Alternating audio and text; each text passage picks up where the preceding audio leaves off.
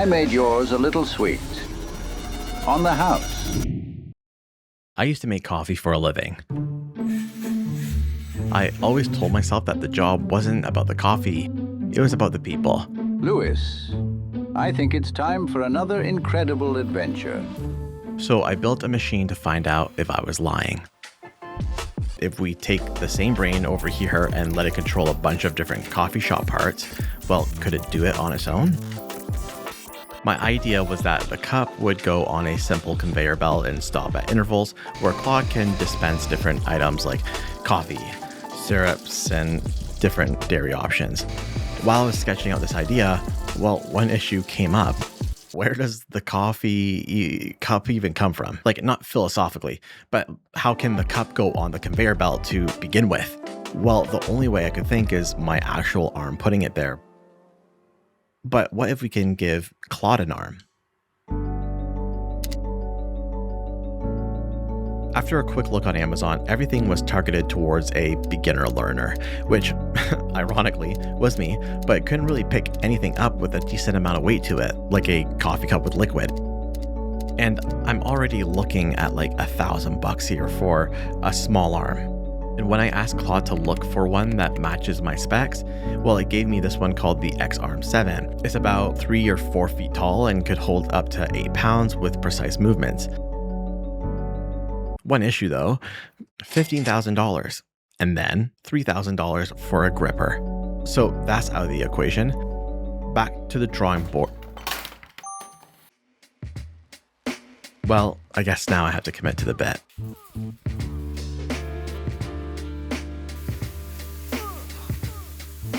So here it is, the big arm we were talking about. In the box is the big arm itself, already assembled, which thank God for that.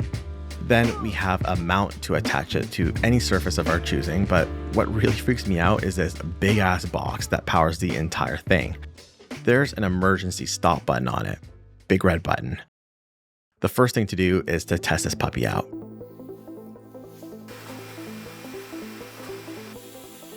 Now, downloading the software, you can see it comes with some Python scripts to demo it out. Wow. Do you think I could control that thing? Let's hook this up into Claude Code, I guess. I opened it up in my terminal and set it to Opus 4.8 with high thinking mode. I told it that it has an X-Arm 7 attachment and to test out a bunch of positions. The first position it chose was unexpected. This is when I realized I have already built something similar with the RC car. I'm adding a depth sensor camera on its arm so it can track where it is and how far things are. I had to 3D print a mount for this. This mixed with the existing journey grid method that I did before gives Claude an easy way to loop through what it needs to do. Do you think I could dance in this? We need to do a coffee test. Great, it can pick up a coffee cup, and picking up the coffee cup was never the hard part. But what about all of this other stuff I have? Let's take a cup of coffee for 1 second. A robot arm is obviously very cool, but it's not the hardest part of this operation, which is honestly surprising. A coffee shop is like 9 machines, and we have to make them agree with each other somehow. Well, first, pumps. Getting the liquid from point A to point B in a decent manner. Milk, oat milk, syrups, cold brew. I got 9 of them, each with a tiny brain with its own job. Sensors clearly would work perfectly in this scenario because I have to kind of do timings on what the right amount is for each type of ingredient. Otherwise, you get a vanilla syrup latte with a splash of milk. I need a lab coat for this. Oh, and speaking of lattes, you kind of need a special ingredient for a latte, right? Yeah, espresso, but most espresso machines aren't exposing themselves to you. Sorry. By that, I mean exposing their Python to you. Yeah, that just sounded even worse. But something that does exist is a servo. A servo basically rotates a small motor to a specific angle. So we can do something simple and wire this up to activate when we want. And just like that, a simple espresso machine with an exposed Python backend, this metaphor is just not resolving itself, is it? I'm afraid not, Louis. How are you hearing this? Since there are going to be lots of different pumps, having them all kind of lined up risks cross-contamination.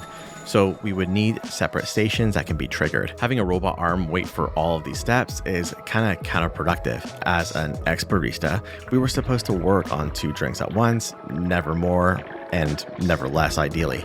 So having the robot arm just chill there waiting for things is not really a good use of his time. It could be going out for a smoke break. So the conveyor belt works here as a way to transport everything to the final drop-off point. Then the arm can say thank you and drop your coffee off. Awesome. This just sounds like a dandy old plan, but software, right? How do I make that stuff again? Ultracode, Lewis. Let's open up Claude Code quickly and basically take what I said for the last 2 minutes and ask it to come up with a plan on how it's going to implement this. Perfect, we got a plan back. It's long and we could leave Claude Code to do this for like 48 hours if we want, but we want to use Ultracode mode here. Ultracode spins up a bunch of sub-agents that each grab one piece. One writes the pump driver, one wires up the conveyor logic, one builds the pose recorder, all at the same time until the whole thing's done, saving me a lot of time, which I don't have much of right now. Okay, another coffee break. Now let's test all this out. So we have our Raspberry Pi set up and I have this little web app that I can do things like activate our pumps, activate the servos, activate the conveyor belt, but best of all, we can program poses with this big arm. The arm can go into manual mode, which makes the arm go limp and let you physically move it to a position you want it to, while it automatically records the coordinates of all 7 of these moving parts. This is the key here because I attached an infrared camera to Claude to see if it could move on its own accord, but instead, I think we're going to have Claude decide which pose it has to be in. So I can put a pose here and then put a pose at the top of the conveyor belt. And then when we ask it to go to that pose, we can... Okay, so yeah, another issue, clearly. This happens because it works like keyframe interpolation. We're setting keyframes at 2 different spots and then the arm determines the path between them. In this case, that's a straight line. But most robotics do this instead. It determines what height is considered clear and goes to that position before then going down to that location. So I programmed about 12 different positions it can go to with a line it has to hit before going to each.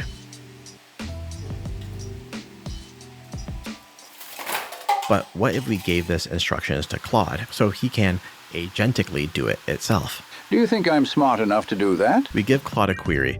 It reasons and creates a step list it has to do to create that order. Then in parallel, it executes it one by one in a sequence. This adds a fun dynamic where you can get surprised by what it makes you. On it, Lewis. I think you'll love this. So we had a pretty cool system, but I essentially made myself a really, really expensive coffee maker. A machine that works in my basement for me isn't really a test. The test is a stranger who wants a coffee and didn't sign up to be a science experiment. Something of this scale needs a coffee shop.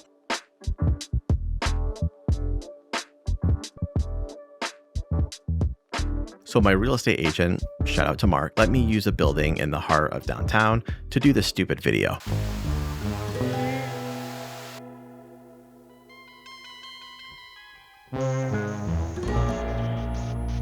It used to be a bar. Keyword used to here. I mean, look at it.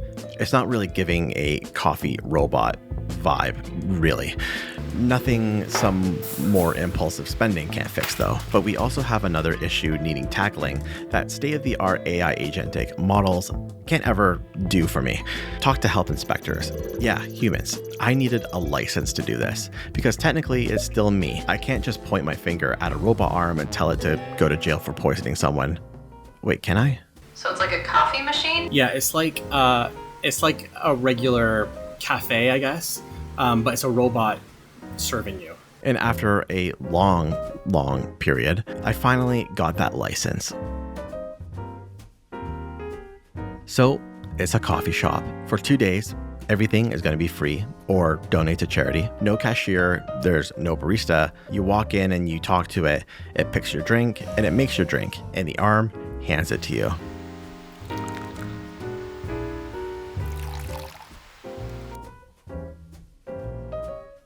But before I got there, lots had to be done.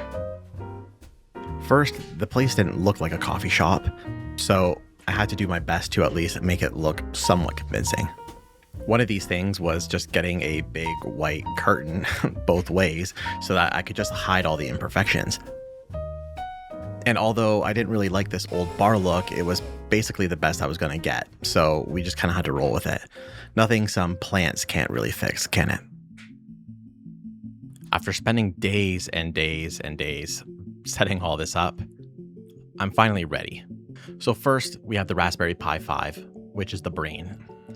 Everything that it powers reports to this one board, so if it locks up, the whole shop stops mid-order.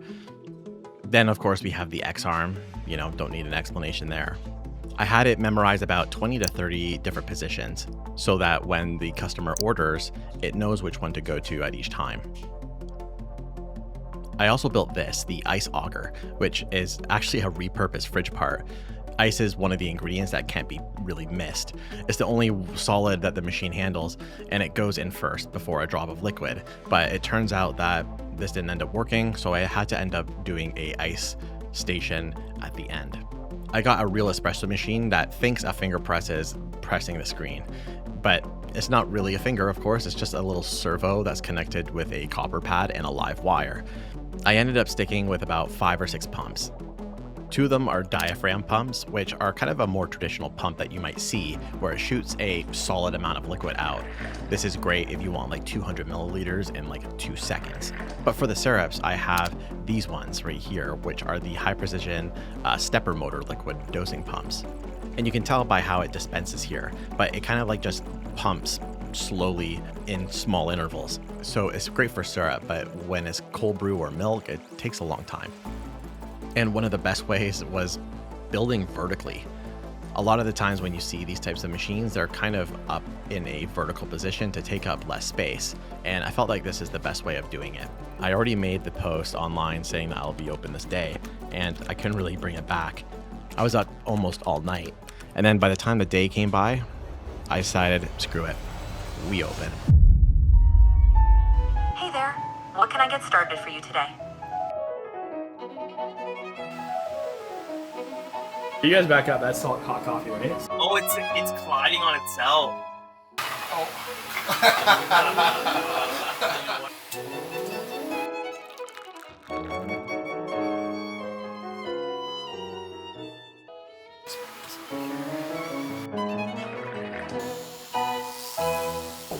Oh!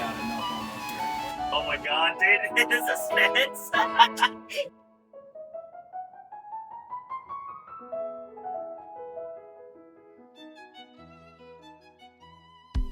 Overall, I probably served like 30 or 40 people.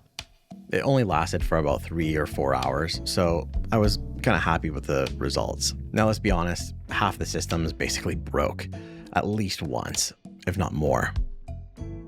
A robot arm is a gimmick. You can buy a machine right now that makes and pours the drink itself, with no arm required.